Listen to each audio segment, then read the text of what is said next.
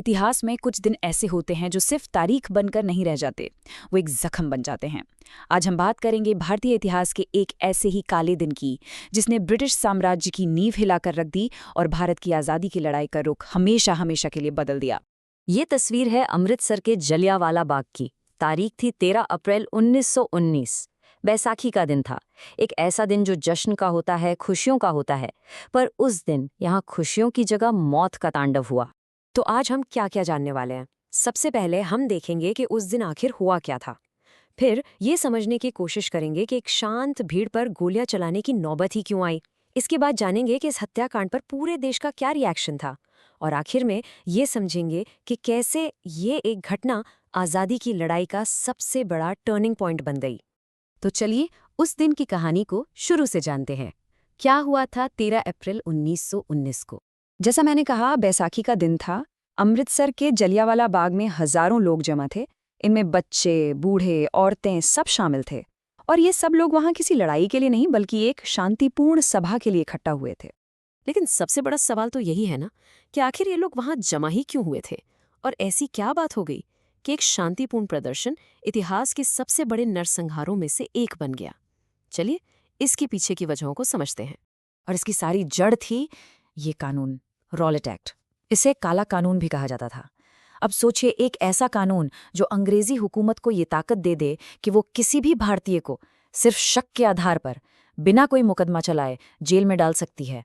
ये तो सरासर तानाशाही थी। तो लोग वहां इसी काले कानून का विरोध करने के लिए जमा हुए थे। साथ ही अपने कुछ बड़े नेताओं की गिरफ्तारी के खिलाफ भी आवाज उठा रहे थे। ये बात गांठ बांध लीजिए, ये पूरी तरह से एक शांतिपूर्ण सभा थी। हिंसा का कोई इरादा ही नहीं था। और फिर उस निहत्थी भीड़ के सामने अपनी फौजी टुकड़ी के साथ एंट्री होती है ब्रिगेडियर जनरल रेजिनाल्ड डायर की। उसने वहां पहुंचकर कोई बातचीत नहीं की, कोई चेतावनी नहीं दी, बस एक ऐसा आदेश दिया जिसने इंसानियत को शर्मसार कर दिया। डायर का हुक्म बिल्कुल साफ था, गोलियां चलाओ।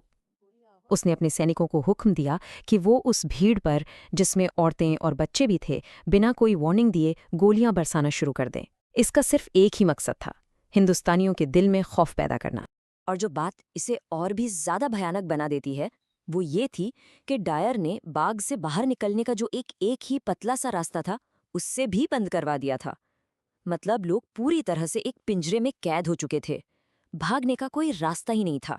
और फिर अगले 10 से 15 मिनट तक बस गोलियों की आवाज़ गूंजती रही। सैनिकों ने तब तक गोलियां चलाईं जब तक कि उनकी गोलियां ख़त्म नहीं हो गई।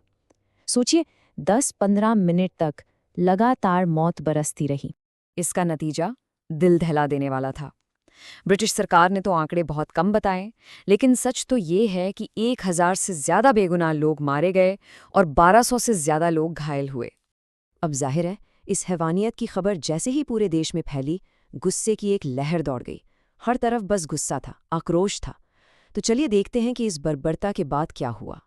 इस नरसंहार के विरोध में देश की सबसे बड़ी आवाजें उठीं।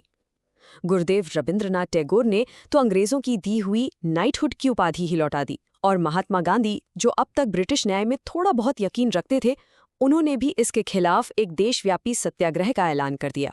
लेकिन ये वो जख्म था जो सालों तक हरा रहा। ठीक 21 साल बाद 1940 में क्रांतिकारी ऊधम सिंह ने लंदन जाकर माइकल ओडवायर को गोली मारकर इस नरसंहार का बदला लिया। ओडवायर उस वक्त पंजाब का गवर्नर था और डायर के इस काम का पूरा समर्थक था। अब आते हैं इस कहानी के सबसे जरूरी हिस्से पर। ये समझने की कोशिश करते हैं कि आखिर इस एक घटना ने भारत की आज़ादी की लड़ाई पर इतना गहरा असर कैसे डाला। ये जो लाइन आप देख रहे हैं, ये इस पूरी घटना का निचोड़ है। इस हत्याकांड ने अंग्रेजों के उस दावे की धज्जियां उड़ा दी कि वो भारत में एक अच्छा और नैतिक शासन चला रहे हैं। हर भारतीय का ब्रिटिश न्याय से भरोसा हमेशा के लिए उठ गया। सच कहूं तो ये घटना आज़ादी की लड़ाई का पॉइंट ऑफ नो रिटर्न बन गई। इसके बाद नरम दल की राजनीति खत्म हो गई और पूर्ण स्वराज यानी पूरी आज़ादी की मांग ने जोर पकड़ लिया। इस एक घटना ने आज़ादी की लड़ाई में एक नई आग फूंक दी थी। तो आखिर में मैं आपके लिए ये सवाल छोड़कर जा रहा हूँ, क्या जलियांवाला बाग में बहा वो बेगुनाहों का खून ही वो चिंगारी थी जिसने उस विशाल ब्रिटिश साम्राज्य को जलाकर राख कर दिया, जिसके बारे में कहा जाता था कि उसमें कभी सूरज नहीं डूबता? इस पर जरूर सोचिएगा।